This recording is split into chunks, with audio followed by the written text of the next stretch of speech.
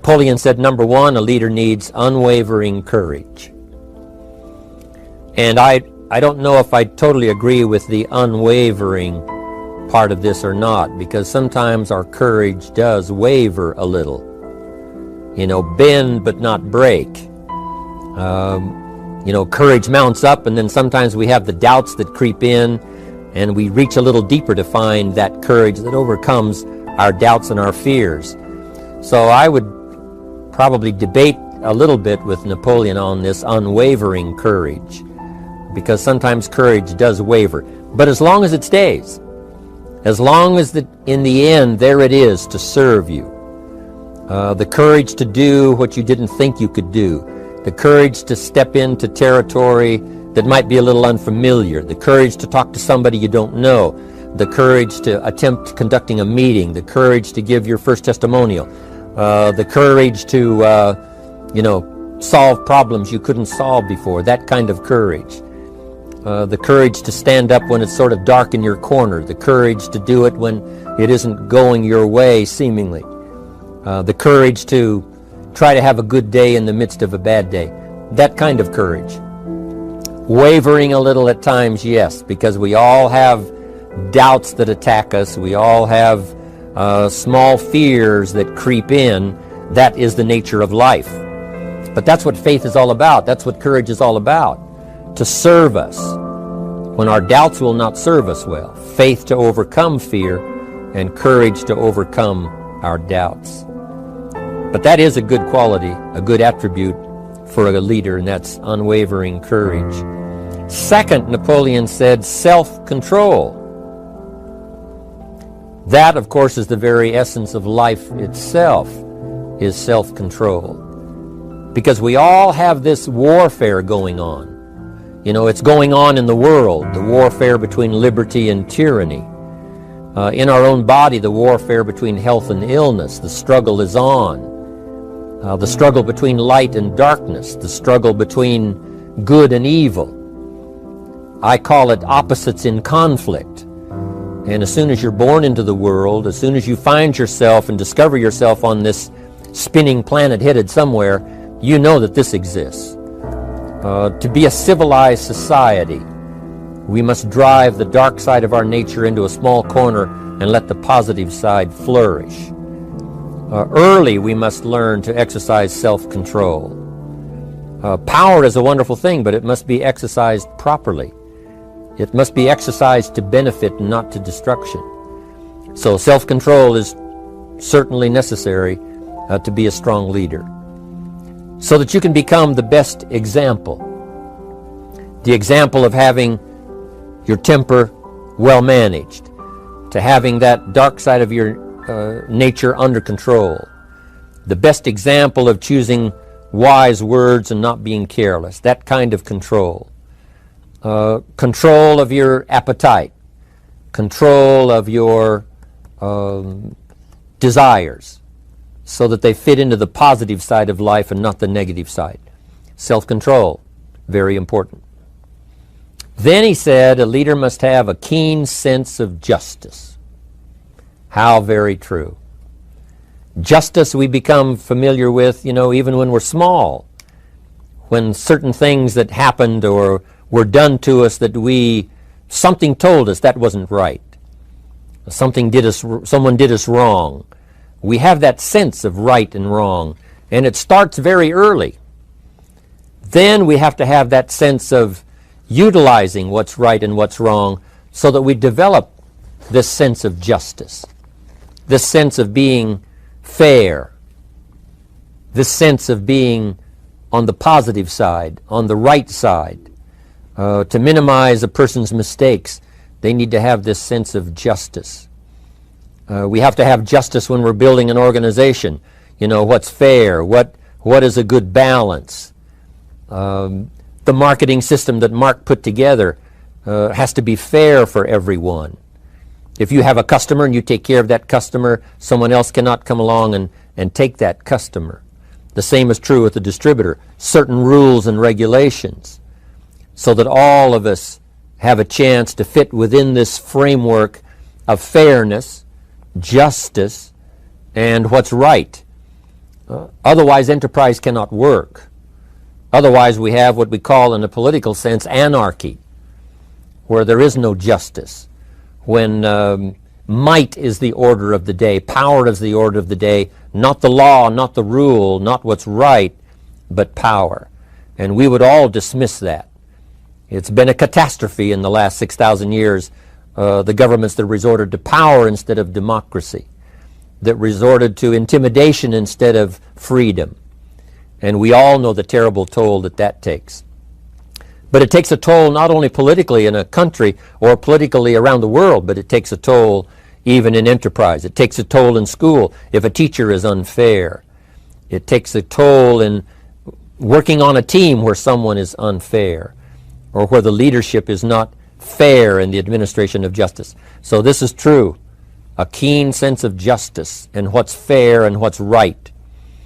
Part of this we have to learn as we go. You know, you don't have it all the first year. You haven't got it all the second year, the third year. After all the years that I've, been around, both as a human being and as a business person, we're still, even at these years, trying to decide what's best, what's fair, what's right, to give balance to our life and to build on a firm foundation for the future. So I agree with Napoleon. Good idea. A sense of justice. Here's another one, he said. Definiteness of decision. Indecision is the thief of opportunity. If you don't decide, the opportunity could slip away. If you don't decide what you're going to do today, the day could get away and you're not very effective. I talked about in my recent travels about time management. And here's one of the best ideas of time management. Don't start the day until you have it finished. Is it possible to finish the day before you start it? And the answer is yes. If you don't finish it to the best of your ability, have some idea, some good plan, sure enough, the day escapes. And in the morning you say, let's see, what should I do now? In the afternoon you say, hey, time's getting away from me, what should I do now? And now most of the day is lost. Most of the day escapes not being utilized and doesn't work for you simply because you didn't make those decisions early, at the early part of the day. The decisions we make in the early part of our life sometimes last for a lifetime. The early decisions that you make about what you're going to do with your life as far as Herbalife is concerned, those decisions are vitally important. If you neglect them and don't make them, sure enough, the time passes and the opportunity sometimes is diminished. And sometimes you spend a lot of time now catching up simply because you didn't make those early decisions. So it's the decisions at the first of the day, it's the decisions at the early part of the month, it's the decisions at the early part of the year that greatly determines what kind of year you're going to have. The decisions you make in the early days of your marriage, sometimes those are the decisions that affect the marriage for a lifetime. The decisions you make at the first chance you see opportunity, those decisions, what you're going to do with it, how far you're going to take it, what it's going to be meaning to you in the years to come. Those early decisions are vitally important.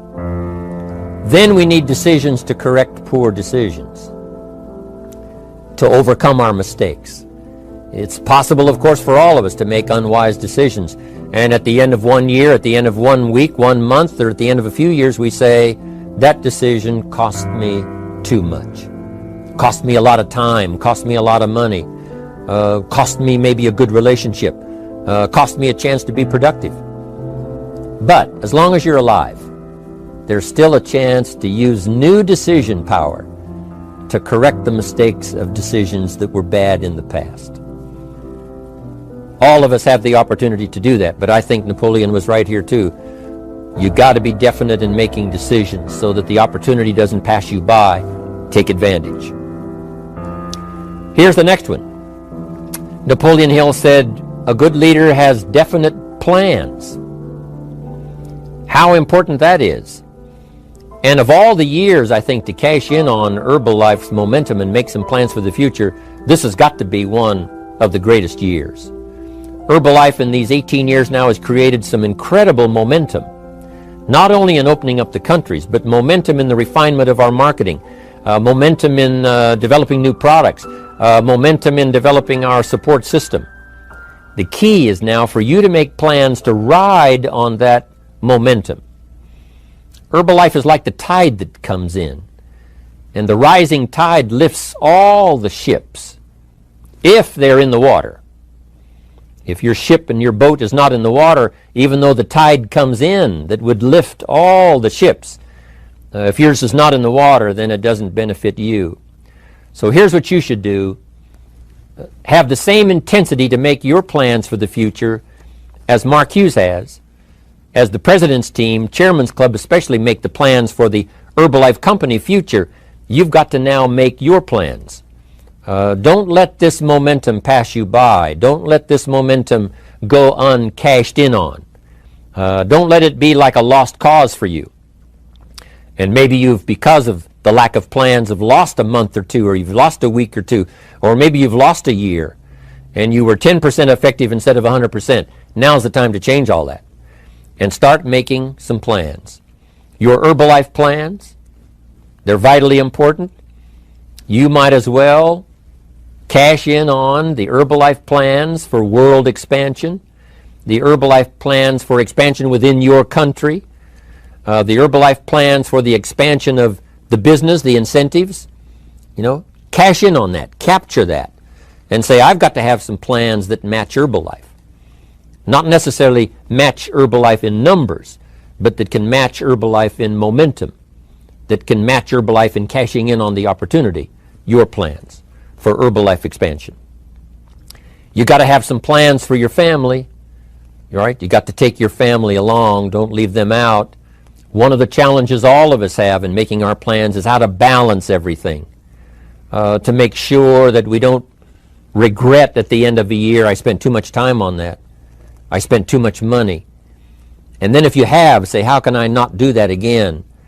And construct some better plans so that you won't have any regrets at the end of a year to come, 5 years to come, 3 or 4, 5 years to come. Definite plans. The plans for the use of your money. One thing I've admired about Mark Hughes since I've met him all those years ago, once he started becoming successful, he had a splendid plan, not only for his personal success in terms of financial security, but in terms of the company. Because Mark has to look after the company and make sure that the company is secure, that the company has plenty of reserves, so that no matter what happens around the world, and when you're doing business in 37 countries, you can imagine what the challenge is to make sure the plans for each country are there, the backup plans, the financial plans, as well as products and opportunity and marketing. It is a challenge beyond comprehension to most of us what kind of planning that takes in terms of trying to make Herbalife secure for the future. I described it in one of the summit classes as Mark takes the same pledge that the President of the United States takes, and that is to preserve and protect and defend the Constitution, says the President. But Mark has to preserve and protect and defend the company to make sure it's viable, not just in America where it started, but all around the world in each country. It's an awesome responsibility. But now for you, your plans to be financially secure. If you're starting to make some big money in Herbalife, I'm telling you, you got to have a good plan for your resources so that you find yourself secure regardless of what happens. I agree with Napoleon here. You got to have good plans. One more on plans, and that is the plan for your personal development. The plan to be better this year than last year.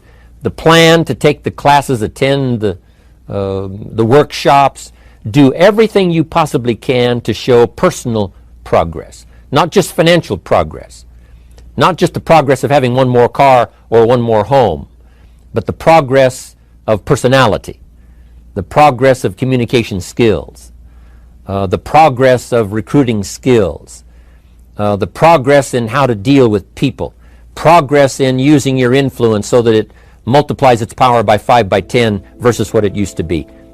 You need those kind of plans.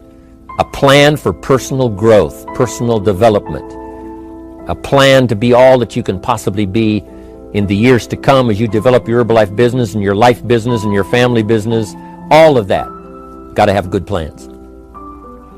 Next, Napoleon Hill had a good saying. It was something my father had and passed it on to me as a good philosophy, and here's what he said. A good leader has the habit of doing more than what he gets paid for. What an incredible philosophy this is. The habit of doing more than you get paid for. It's what we call the service that you put out like seeds in the ground that doesn't bring the harvest immediately, but the harvest is yet to come. It's called like putting out the capital in capitalism. Doing more than you get paid for means that you're getting ready for the next move up. Because if you do more than you get paid for, you've made an investment. The average person might think if I do more than the company requires, then they're ripping me off. I'm not getting paid for that extra time, that extra attention. But you must not view it that way. You must say, I'm getting there a little earlier, staying a little later, as an investment in my own personal future. Because I want that kind of reputation. I want that kind of philosophy to work in my life. Do more than you get paid for. And this philosophy works incredibly well in Herbalife. You make the Herbalife sale of the Herbalife products. Now you must do more than you've gotten paid for. Right? They've got the product, you've got the money. But you can't stop your investment there. Now you must develop the investment in time, effort, and energy in turning that new customer into a testimonial. And sometimes that's the most difficult work, the work after the sale. Because the sale might be fairly easy. Someone says, hey, I've been looking for this product, I need it, here's my money. But now you've got to stay with them, make sure they don't just buy the product, but that they use the product. And that they don't just use the product, they keep using the product. That's the work after the sale. But if you learn to make that kind of an investment and do more than you get immediately paid for, the payoff in the future can be fantastic. Because as we all know in Herbalife, what really pays off is not a sale of the product. What really pays off is a testimonial. A testimonial that gives you more sales than you can keep up with. A testimonial that takes you places you could never go by yourself, introduces you to people you'd never see on your own. That kind of investment is so powerful. So you do more than you get paid for up front. It's happened for me, making the investment. When I first started lecturing 36 years ago, I talked to high school classes, college classes, service clubs, and I gave it all away. I went and talked for free. Someone said, Mr. Rohn, would you come and do this breakfast talk? I said, sure. Could you do this luncheon talk for this service club? I said, of course. And all of that in the beginning was for free. Primarily because I'd made my fortune. I didn't need the money, but I did it for free. But look what it's made for me by giving that kind of service in those early days. And finally it led to business and led to an enterprise. And I was giving the seminar all those years ago here in Los Angeles, and Mark Hughes was in my audience. So what you don't get paid for, don't worry about that. Just render the service with the vision of the future that it'll come back multiplied if you have this kind of habit, this kind of philosophy. Next, Napoleon Hill talks about personality. You need a pleasing personality. There's many parts to your personality. One is your working personality. The kind of behavior, the kind of attitude that you need, especially in the public. Some things you can kind of get by with, being a little careless, maybe in private, but in public, where it counts so much in your paycheck, it counts so much in building your business for the future, your own personality.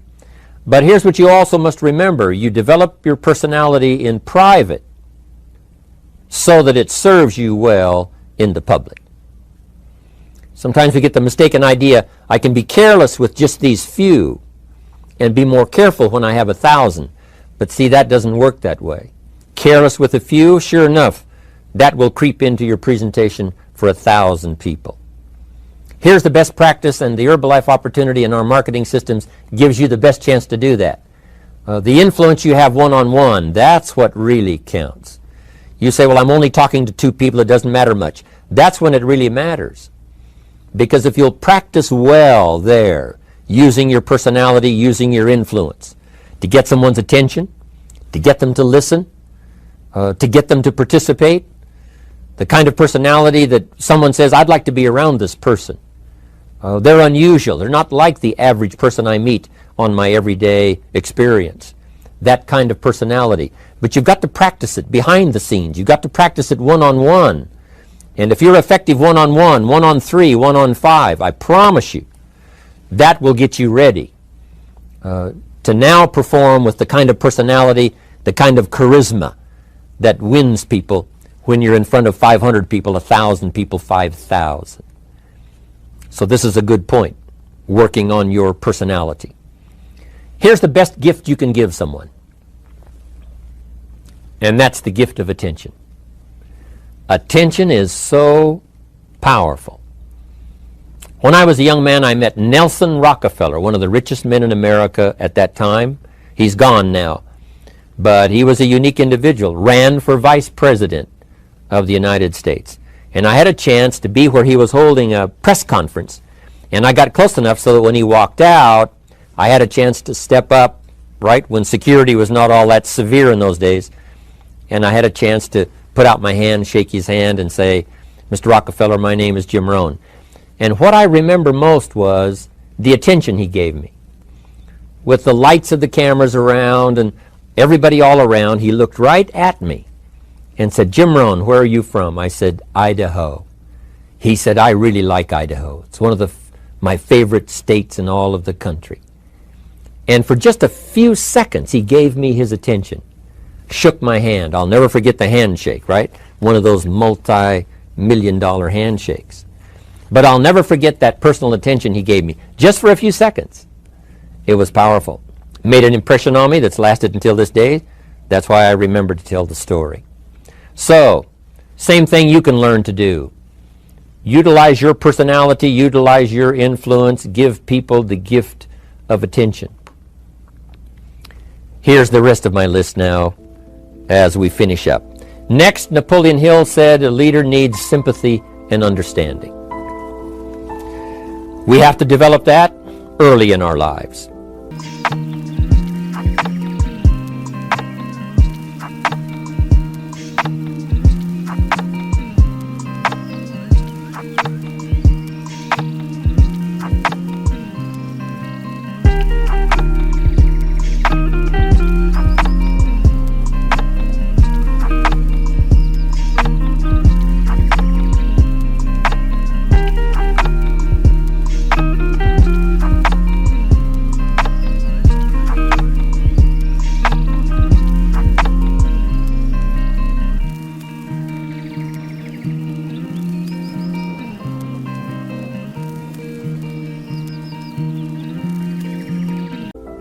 All of our lives, we have to look at those that are less fortunate than we are, those who need a helping hand, and especially now we learn to look at those who need an opportunity, those who need a change in their health, those who need a change in their life and in their lifestyle. It's this kind of sympathy and understanding that drove Mark Hughes to construct the company. It took that kind of understanding, that kind of sympathy, that kind of deep emotional feeling. Then Mark understood what it meant to be poor. He understood what it meant not to have. He understood what it meant to be short on finances, on resources. He understood what it meant to lack, full formal education. He knew all of those lacks. And instead of crying about it, he said, what I will do is change it for myself, and then I'll help other people that have the same challenge. Lack of education, lack of the money, lack of the resources, lack of good health. Faced with all kinds of difficulties they can't solve, I'll get mine solved, and then I'll be strong enough and have the skills to where I can help other people. That kind of leadership quality is so powerful. That kind of understanding. Here's the next one. A leader must have, Napoleon said, a mastery of the details. How very true.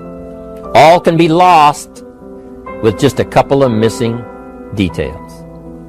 On the trip to the moon, everything has to work. right? There's several thousand moving parts. There's several thousand pieces to the project of getting to the moon and coming back, and all of them have to work. You can't have 10% of them working, 90% or 80%. They've all got to work. And then there's the backup systems for something if something goes wrong to back it up. That kind of mastery of detail is so vitally important. But here's what else to remember as far as Herbalife is concerned. The drama is in the details. Someone says, I lost 30 pounds. Well, 30 pounds is 30 pounds, but that's not the drama. The drama is, where were you before you found Herbalife? How did you feel? What kind of circumstances? Now someone begins to give us some of the details. And then after they've lost the weight, now how they feel. Now their self-confidence has been restored. Now they feel better about themselves. The drama is in the details. But this is also important in the details of your day, the details of your business, the details of good communication. Master the details. Good advice, Napoleon Hill. Now here's the next three. Willingness to assume full responsibility. All of us have been taught that, especially these Herbalife years, to take full 100% responsibility. Mark Hughes says, what happened to me might not have been my responsibility, but what I do about it is my full responsibility. I've had some people did me wrong. In his first couple of business experiences, he was done wrong. Some people ran off with the money. He was left holding the bag. But he said, that's what happened. And I was not responsible for what happened. But I am responsible for saying to myself, now, what am I going to do about what's happened? If a hailstorm destroys the farmer's crop, he wasn't responsible for that. But his responsibility now begins when the hailstorm is over, when he asks the question of himself, what should I do now? Now that this catastrophe is over, now that the damage is done, now what should I do about it?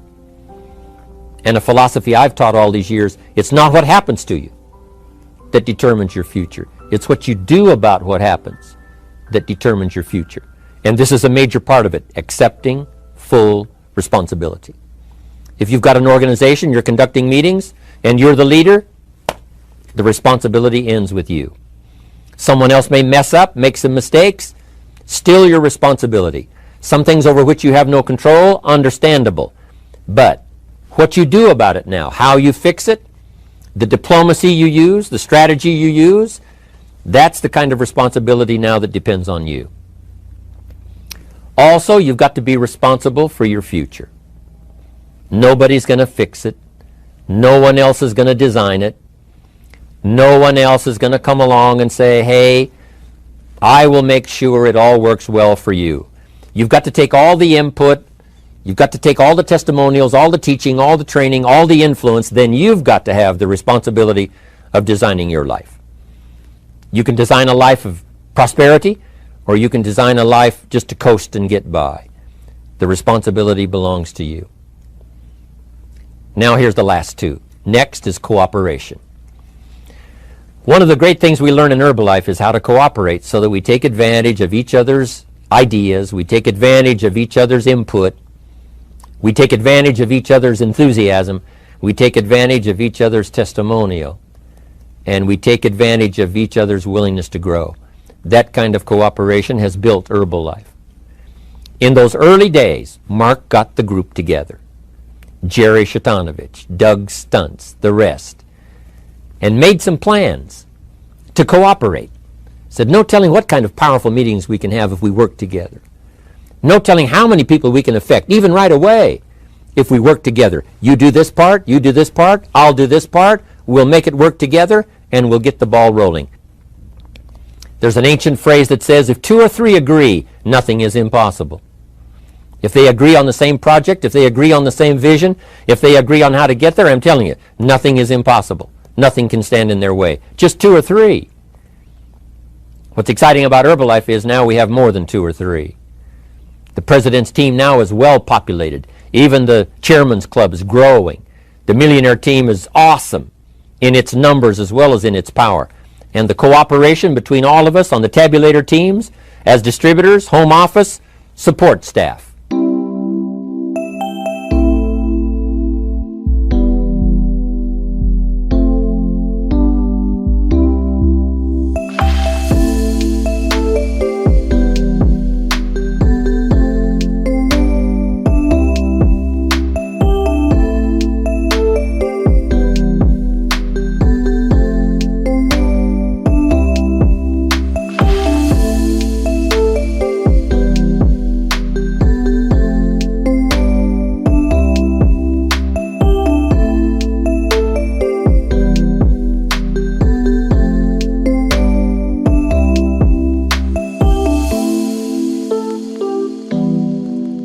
15th floor, wherever we come from.